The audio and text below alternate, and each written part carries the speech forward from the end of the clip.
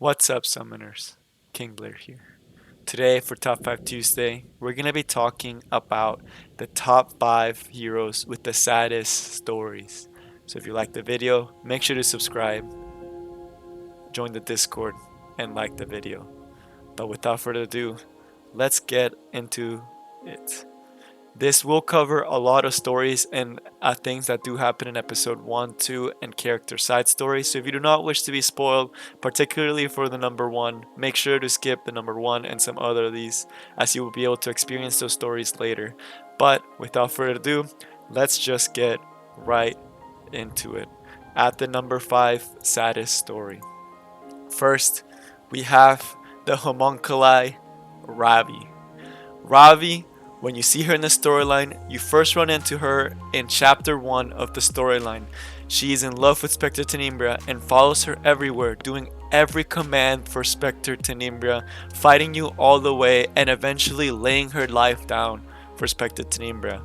While this may not sound as sad at first when you run through the storyline, you later find out in Sigurd's storyline that she was once a village girl whose village was attacked by Spectre Tenimbria and whose parents were killed by Spectre Tenimbria. She hated Spectre Tenimbria for killing her parents and wanted to do everything to kill her right there and then. But Spectre Tenimbria takes her and puts her into the homunculi program.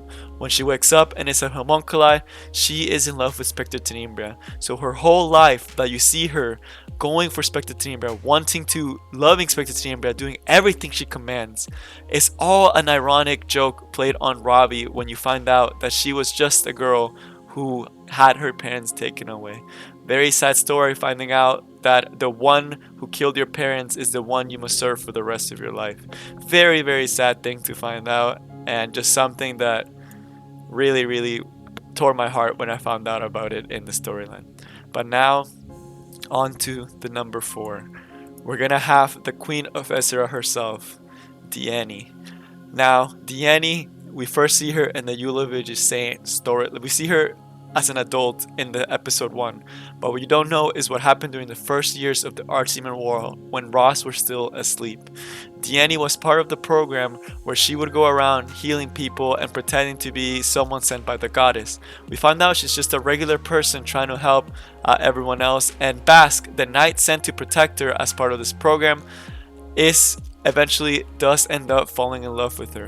Through their quest going around the Archdemon War, healing people, helping others out, Bask and Diannie fall in love. And Diannie, being a nun, knows she can never marry Bask, but she gives Bask her cross.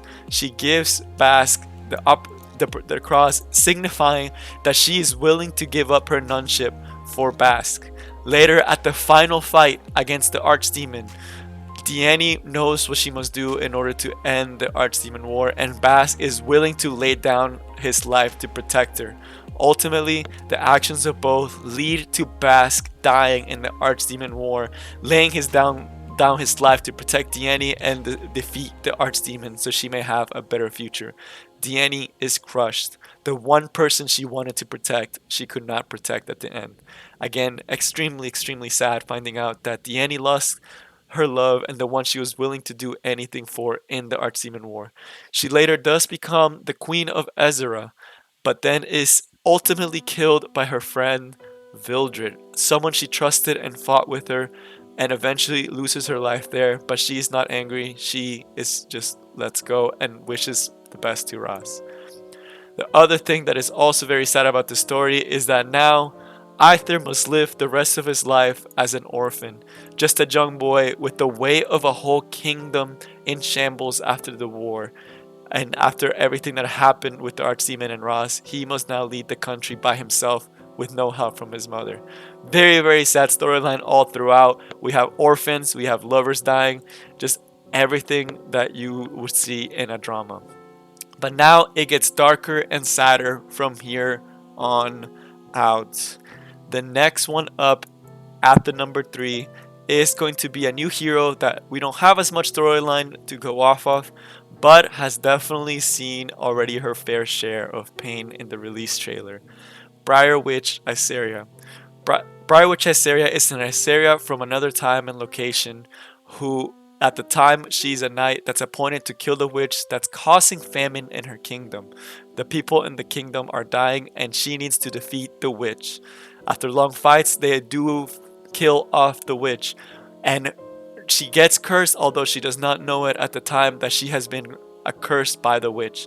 When they go back to the castle and are holding a celebratory feast, henchmen of the witch come and attack Iseria, and Iseria, wanting to protect the people around her, her loved ones, her friends, fights fervently against these demons sent by the witch. And after long fight, a lot of hardship, Briar Witch Iseria defeats all of the witch's demons, only to realize that the delusions were caused by the witch's curse, and the things that she thought were monsters were actually her friends and her lover. Torn apart by doing the damage to the lover and her friends, not knowing if she killed them, she flees to the old witch's castle, surrounded by brushes so no one ever can get close, and she hurts no one again. There, she waits for a knight to come in to end her life, since she herself cannot end her life due to the curse, and make it so she does not have to kill another being again or hurt anyone else she loves. Again, extremely sad that she turned her blade against her own and wishes for death that she herself cannot bring, as you see by the scars that she wears. Very, very sad. Ever wanting to take your own life because of the curse, that is just extremely depressing, and feel extremely sad for Briar Witch Iseria and everything she has gone through there. But now we are getting to some of the sadder parts of the storyline, and we are going to get to a very popular warrior hero, Sigrid. So Sigrid, we see in episode 1 attacking Ross fervently when he arrives at the Terranor location. She keeps attacking him and Kral and all of Ross's allies by order of the acolytes to try to stop him. Ross says, "You don't have to do this. You may be a homunculus, but you are your own person." And Sigrid, not sure of how she feels, flees the first fight, but comes back to finish a mission, knowing she has no other choice, and eventually is defeated by Ross and buried. What we find out later in her own storyline, we find that the king of Terranor, who was married to Kise, after Kise died, Terranor king was completely torn apart by what happened, because she knew his Kise was not the real Kise, but was actually a shade. So she wants to recreate the queen that he had lost at the time. And to do that, he starts experimenting with homunculi. And from those experiments, Sigrid was born. When Sigrid is born, she has very similar memories to Kise and wants to do everything for the king who had created her, feeling very similar to Kise and realizing she was very similar to her in looks and appearances. But the king knows she's not Kise, so Sigrid must live her life in the shadow of Kise, wanting to be what Kise was, but never being able to and feeling like she has no free will. The king of Terranor eventually does die, and the son of Kise, Friedrich, takes over the kingdom, and Sigrid serves him directly along with the acolytes. Friedrich is going mad, and Kise wants so bad to fill the void as a mother, and they have a moment, but this is not enough. She is not his mother, and she must still live with that weight. Ultimately, the acolytes send her out to do the work in order to protect Friedrich from Ross and his party. So again, this story is just sadder and sadder. If you actually ever get the chance to read it in full and look up the full story, it is extremely sad that Sigrid must live in the shadow of someone her whole life, never really living the life that she wanted, never ever receiving love, but just being a lonely servant that wants to be more than that to everyone around her. It's so sad when someone is not able to be themselves and must be trapped by the confines of that which holds them back. But now we are reaching the saddest story in the whole of Epic 7. This guy's story tore my heart, and I'm still sad that he had to go the way. There's going to be a lot of spoilers for this one, and I will be showing the final art. So if you don't want to spoil episode 2 by episode 2, make sure to skip away from the video. But we are going to be talking about Calric, the Enhanced Mage. We first see Calric in the Art Team and War through Diannie's storyline. We find out he's an enhanced mage by a program in the It's as part of the program of the Church of the Goddess. They enhance him, putting his magical abilities beyond what is could ever be imaginable. The squad of enhanced mages destroys all the archdemons and are pivotal in winning the fight for everyone without the help of Ross. Later, after the war, though, they are branded, they're hidden, and shown to have not done anything. Their legacy completely tarnished, and the effects of the experiments making it so their lifespan is considerably shortened. And Calric must then become a contract killer in order to survive. We later learn that for enhanced mages, just how bad this curse actually is. That the only way that they can extend their life is by taking the life of other enhanced mages. That is the only way they can extend their life. And Calric tries to help the people, his other enhanced mages, his comrades, but ultimately is not able to, and they turn on him and he has to kill them, extending his own life. At the brink of death, Nonori brings him to Strasse, and Strasse gives him a position. He asks one of his mages and helps him with the side effects, extending his life, even though at this point Calric has seen everything through death and everything. But Calric does not give up.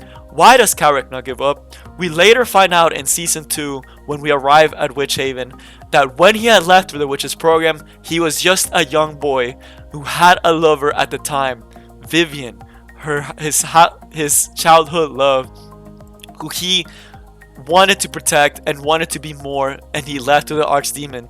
But ashamed of what he became, he never went back to Vivian, and only when he goes and orders to Strasse does Calric eventually find redemption. He goes and protects Vivian from all the harm that Strasse has done, and Vivian finally welcomes Calric home after all the long journey, all the hardship, but it is too late. The love story that should have been, that was ruined by the Church of the Goddess, eventually leads to the death of Calric. And as we see here, while he does find redemption and is able to save the love of his life, it is not enough. He does die at the arms of his lover, and he does have that final ending, but they do not have the happy ending that everyone had hoped for. And that is the saddest story in Epic 7. Wanting to do everything for the ones you loved, becoming something and seeing things you never thought were imaginable, and dying at the hands of your lover due to complications. It is so sad that Calric had to go this way, and everything in the storyline is just extremely depressing. No wonder he's the edgiest boy. But that is all I have for you guys today. I hope you enjoyed, and I will see y'all next time. Peace.